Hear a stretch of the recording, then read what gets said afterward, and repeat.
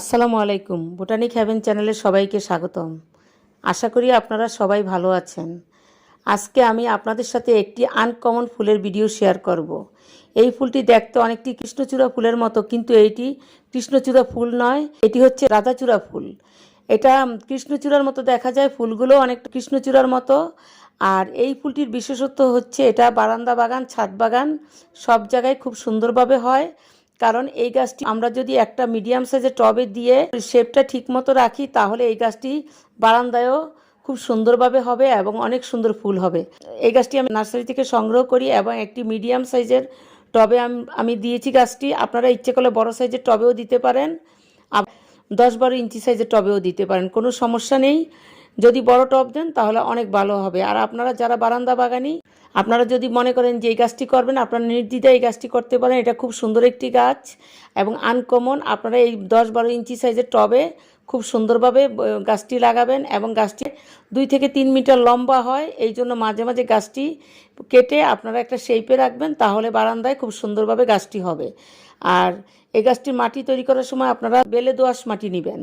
বেলে দোআঁশ মাটি তৈরি করার জন্য আপনারা নর্মাল গার্ডেন সয়েলের সাথে 2 ভাগ মাটির সাথে 1 ভাগ বালি, 1 ভাগ ভার্মি কম্পোস্ট, 4 চামচের 3-4 চামচ নিম খৈল, 3-4 চামচ হাড় গুঁড়ো, 3-4 চায়ের চামচ বোনমিল মিশিয়ে আপনারা খুব সুন্দরভাবে মাটি তৈরি করতে পারেন। এবং অবশ্যই আপনারা ড্রেনেজ সিস্টেমটি খুব ভালো রাখবেন, যাতে গাছের গোড়ায় পানি জমে না থাকে। এটা শুধু রাধাচূড়া গাছে নয়, বেশিরভাগ গাছে এই সিস্টেম। গাছের গোড়ায় পানি জমে থাকলে গাছের গোড়ায় ফাঙ্গাস আক্রমণ করে এবং গাছের শিকড় পচে যায়, বিভিন্ন রকম সমস্যা। এই জন্য আপনারা মাটি তৈরি করার সময় মাটিটা অবশ্যই পানি নিষ্কাশন ব্যবস্থা মাটির ভালো রাখবেন।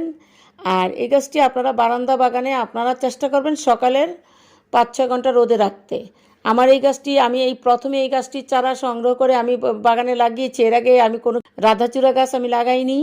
গাছটি আমার কাছে অনেক ভালো লাগে, এই জন্য আমি এটি সংগ্রহ করে লাগিয়েছি। আর ছাদ বাগানে যদি করেন সেক্ষেত্রে তো গাছটি অনেক জোপালো হবে এবং অনেক বড় সাইজের টবে আপনারা লাগাতে পারেন, কোনো সমস্যা নেই। আর এই গাছটি হচ্ছে মূলত গ্রীষ্মের ফুল। শীত ছাড়া বছরের পুরো বছরে এই গাছটিতে ফুল ফুটে। একটু ঠিকঠাক যত্ন করলে আপনারা প্রায় শীত ছাড়া সারা বছর ফুল পাবেন। আর এই গাছে রোগ পোকা খুব কম, আমি এখন পর্যন্ত তেমন রোগ পোকা দেখিনি।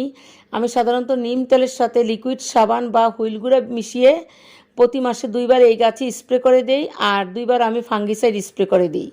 এতে করে গাছটি ভালো থাকে। আর যখন আপনাদের কাছে ফুল আসবে, ফুলগুলো আপনারা কেটে দিবেন, তাহলে আবার নতুন করে ডালপালা গজাবে এবং নতুন নতুন ফুল আসবে। আর এই গাছটি আপনারা জোপালো করার জন্য যখন গাছটি লম্বা হয়ে যাবে তখন গাছটির ডাল কেটে দিবেন, তাহলে দেখবেন যে গাছটি আস্তে আস্তে জোপালো হয়ে যাবে। আমার এই গাছটি বেশি দিন পুরনো না, 6-7 মাস আগের পুরনো গাছ। তবে এই গাছটির ফুল দেখতে অনেক সুন্দর। আমরা যেহেতু বারান্দা বাগানি, জায়গার অভাবে আমাদের অনেক সময় দেখা যায় অনেক গাছ আমাদের অনেক পছন্দ, বিশেষ করে কৃষ্ণচূড়া গাছ সবাই কম বেশি পছন্দ করেন। আর এই গাছের খাবার হচ্ছে ভার্মি কম্পোস্ট। তো যখন আপনারা গাছটি প্রতিস্থাপন করবেন তখন দিবেন 2 ভাগ মাটির সাথে 1 ভাগ বালি, 1 ভাগ ভার্মি কম্পোস্ট আর অন্যান্য সারের কথা বলেছি। আর মাসে আপনারা 2 বার এই গাছে সার দিবেন। 2 বার সারের ভিতরে আপনারা নাইট্রোজেন, ফসফরাস এবং পটাশিয়াম এই 3টা সার দিবেন। তবে ফসফরাস সারটা একটু বেশি দিবেন, আর পটাশিয়াম সারটা দিবেন মিডিয়াম, আর নাইট্রোজেন সারটা একটু কম দিবেন, তাহলে গাছে ফুল ভালো আসবে। এভাবে এই গাছটি আপনারা যত্ন করতে পারেন। আর এই গাছ মূলত বীজ থেকেই হয়। আমি অবশ্যই বীজ থেকে তৈরি করিনি, আমি নার্সারি থেকে ছোট চারা সংগ্রহ করে গাছটি লাগিয়েছি। আপনারা ইচ্ছে করলে বীজ সংগ্রহ করে এই গাছটি লাগাতে পারেন। আর এই গাছ শীতকালে ডরমেন্ট পিরিয়ডে চলে যায়, এই জন্য আপনারা শীতের পূর্বে ভালোভাবে সার দিয়ে দিবেন, তাহলে পরবর্তীতে শীতকালে সার দিবেন না এবং শীত শেষে আবার নতুন করে আপনারা সার দেওয়া শুরু করবেন এবং ডালপালা প্রুনিং করে দেখবেন যে গাছে অনেক সুন্দর সুন্দর ফুল হবে এবং গাছটি জোপালো হবে। তো এই মোটামুটি সামগ্রিক যত্ন। আমি আমার এই গাছটির পরবর্তীতে কি অবস্থা হয় বা কিভাবে আমি যত্ন করি, পরবর্তী আর আপডেট আমি আপনাদের সাথে শেয়ার করব। তো আশা করি আমার ভিডিওটি আপনাদের ভালো লেগেছে। আমার ভিডিওটি যদি ভালো লাগে আমার ভিডিওতে একটি লাইক দিবেন। আর আপনারা সবাই চেষ্টা করবেন বারান্দা বাগান, ছাদ বাগান সব জায়গায় এই সুন্দর গাছটি রাখতে। অনেকক্ষণ কষ্ট করে এবং ধৈর্য নিয়ে আমার ভিডিওটি দেখেছেন, এই জন্য সবাইকে অসংখ্য ধন্যবাদ জানিয়ে এবং পরবর্তী ভিডিও দেখার আমন্ত্রণ জানিয়ে এখানেই শেষ করছি।